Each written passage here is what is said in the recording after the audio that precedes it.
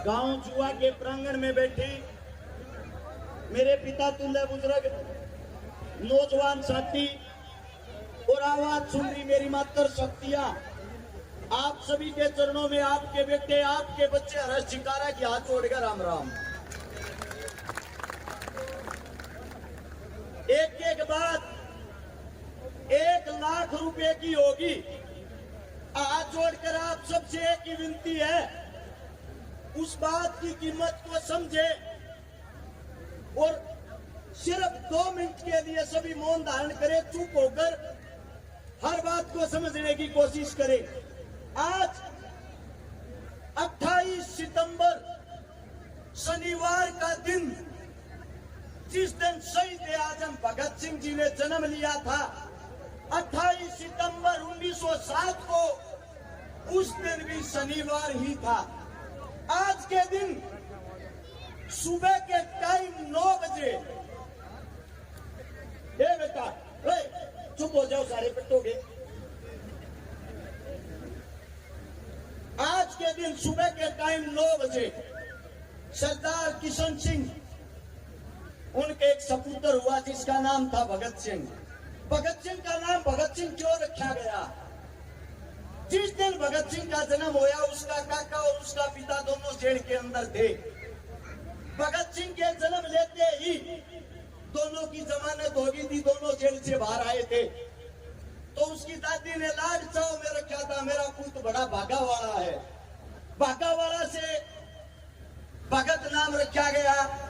अब सब ये तो जानते हैं भगत सिंह ने हमारे लिए कुर्बानी दी थी, जेल गया था, फांसी के फंदे पर झूला था, लेकिन भगत सिंह था कौन, ये बात बहुत कम आदमी जानते हैं।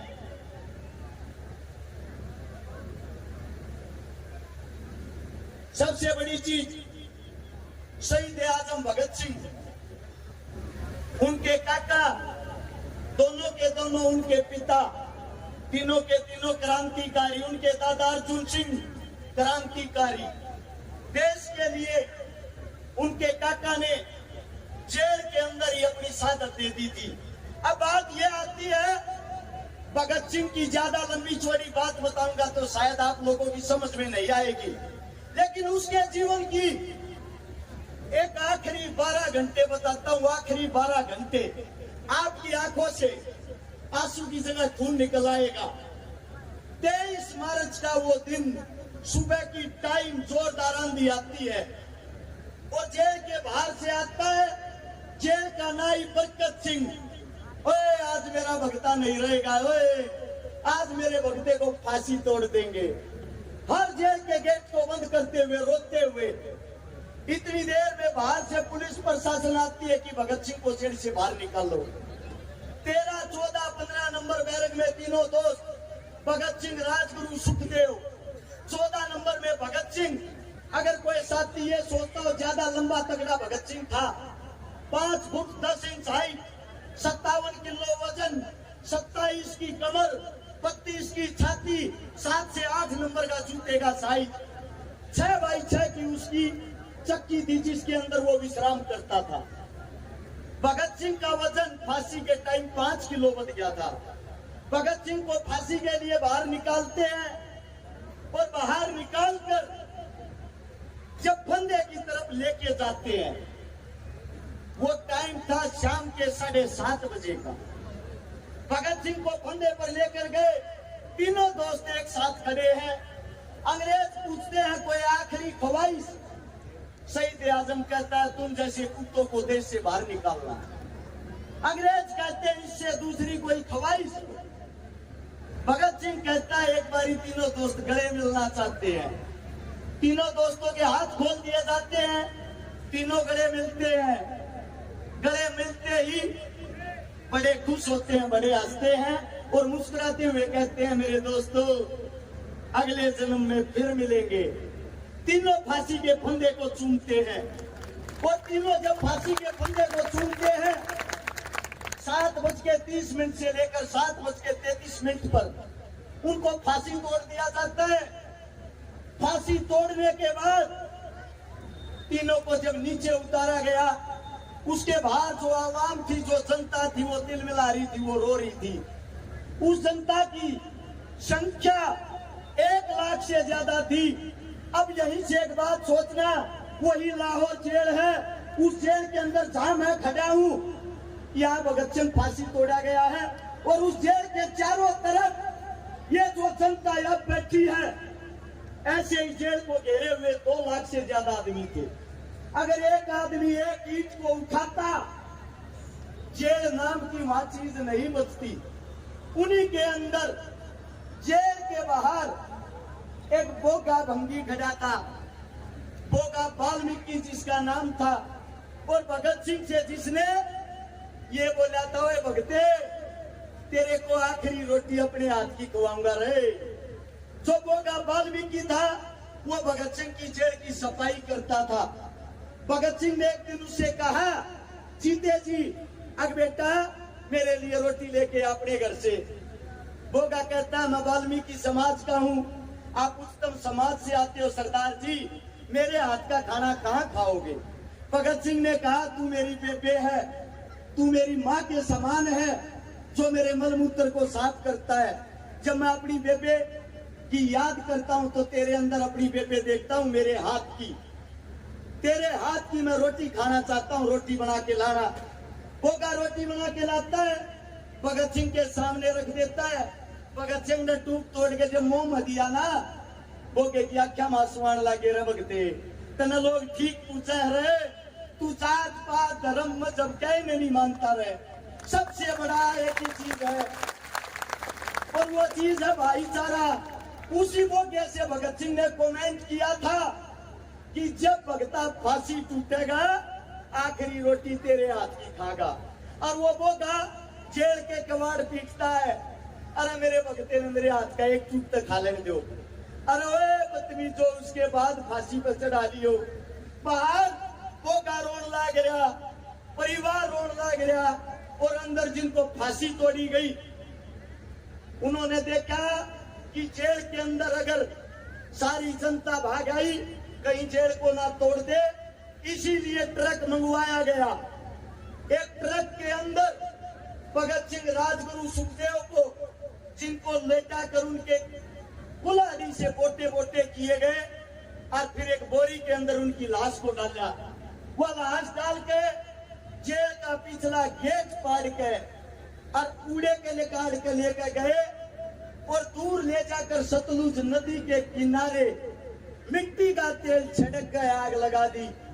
जब इस बात का पता लगता है हिंदुस्तानियों को, वहां भागते हैं, उन लाशों को बचाते हैं, उन लाशों को बचा के लेके सुबह के टाइम उनका अंतिम संस्कार करते हैं। अपने हिंदुस्तान के अंदर उस टाइम भी एक कमी थी, आज भी एक कमी है। जब वो शहीद हो गए, उनकी लाश का अंतिम संस्कार करने के लिए 5 लाख आदमी एकत्रित हुए थे, और भगत सिंह कहता था, अगर जिंदा रहते हुए 5 लाख आदमी एकत्रित हो गए, हिंदुस्तान को आजाद करा दूंगा।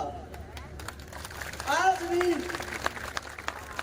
भी इस देश को भगत सिंह की जरूरत है। आज भी इस देश के हालात बताता हूँ, शेर टंगे थे फांसी पे, और गिद्दड़ बन के राजा, एक क्रांति की और जरूरत है। सुनता हो तो भगत सिंह उल्टा आ जा। आप लोगों के बीच में आज एक बात बताता हूँ। भगत सिंह की माँ ने कहा था, ये बेटा तू उल्टा भी आवेगा कि ना आवे। भगत सिंह ने कही, तेरी माँ आऊंगा, पहला पछाड़ूंगी क्यों पर, पहला जो हक के लिए, जुल्म के लिए, किसानों के लिए, जवानों के लिए जो लड़ता दिखाई दे, उसी के अंदर सोच लेना तेरा बेटा भगत सिंह है। आज भी आप लोग उन पार्टियों के गुलाम हो रहे हो, बताते हुए शर्म आती है। चुआ गांव में ये प्रोग्राम चुआ गांव की तरफ से कराया गया है। शहीद आजम भगत सिंह का यहाँ जन्मदिन मनाया गया है, और कांग्रेस और बीजेपी पार्टी वाले फोन कर कर अपने कार्यकर्ताओं को बोल रहे हैं कि अरस छकारा के प्रोग्राम में एक भी आदमी नहीं जाना चाहिए।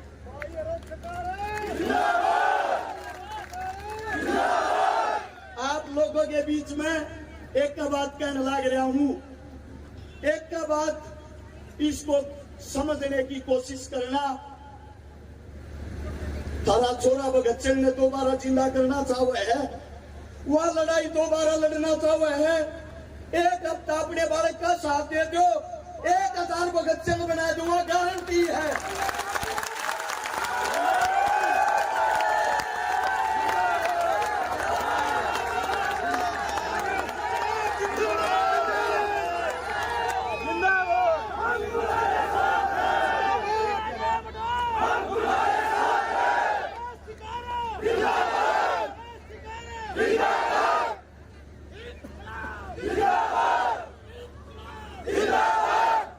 आप सभी के बीच में एक ही बात कहना चाहता हूं, कांग्रेस आए या बीजेपी आए, सिस्टम के अंदर कोई सुधार जब तक नहीं होगा, जब तक जवान का, किसान का, मजदूर का, दलित का बेटा स्वयं सत्ता की कुर्सी पर नहीं बैठेगा।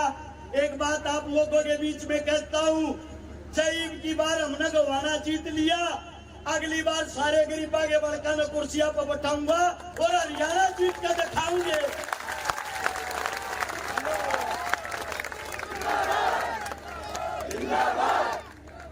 हाथ जोड़ के एक अपील करना चाहूं, जो मेरी तमाम सरदारी काका, ताऊ, भाई, बंधु, माँ जितने भी बैठे हैं, 28 तारीख से 5 तारीख का चुनाव है, कल 29 तारीख तक सब अपने आप ने रस छकारा समझ के सिर्फ एक हफ्ता चुनाव लड़के दिखा दो।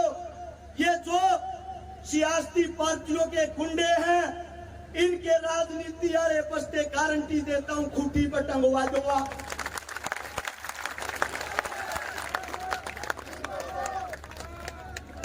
तारा बेटा हाथ जोड़कर धरते का विनती करने लग रहा है। जो लड़ाई शहीद आजम भगत सिंह, राजगुरु, सुखदेव, चंद्रशेखर आजाद जी आधी अधूरी छोड़ कर गए थे, 8 तारीख को अगर तुम्हारा बच्चा विजयी घोषित हुआ, 9 तारीख तो वह लड़ाई दोबारा शुरू कर जाएंगे।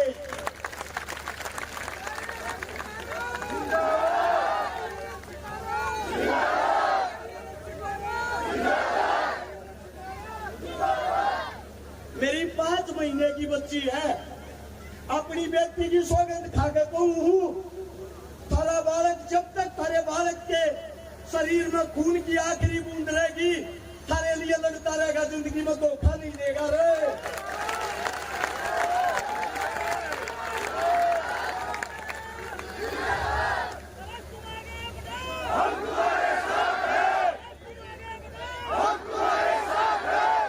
तारा बालक पैसे तब होता हो सका है, लड़ाई चलते किसी नेता मंत्री तब होता नहीं से, तम गैर खड़े हो लो, सारे नेता मंत्री की कड़कड़े का कार्य दूंगा, गारंटी है।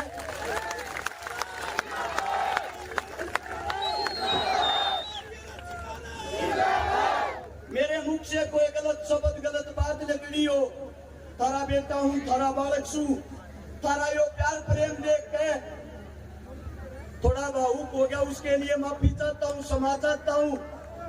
जो जहां बैठे हैं न्यू के न्यू बैठे रहियो। 20 मिनट का प्रोग्राम रह गया, सिर्फ 4 हरियाणवी कलाकार रह गए।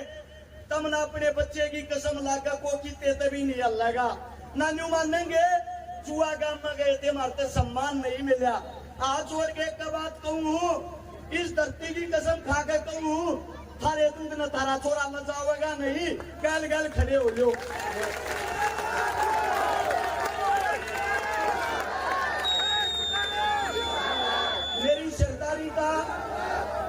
मेरी सरदारी का धन्यवाद है। और एक आवाज एक साथ ऊपर बैठे भगत सिंह ने सुननी चाहिए, जो उनके आखिरी शब्द थे। आखिरी शब्द थे इंकलाब जिंदाबाद। मैं बोलूंगा इंकलाब और आप सब एक साथ बोलोगे जिंदाबाद। तैयार हो? इंकलाब, इंकलाब। धन्यवाद आप सबका।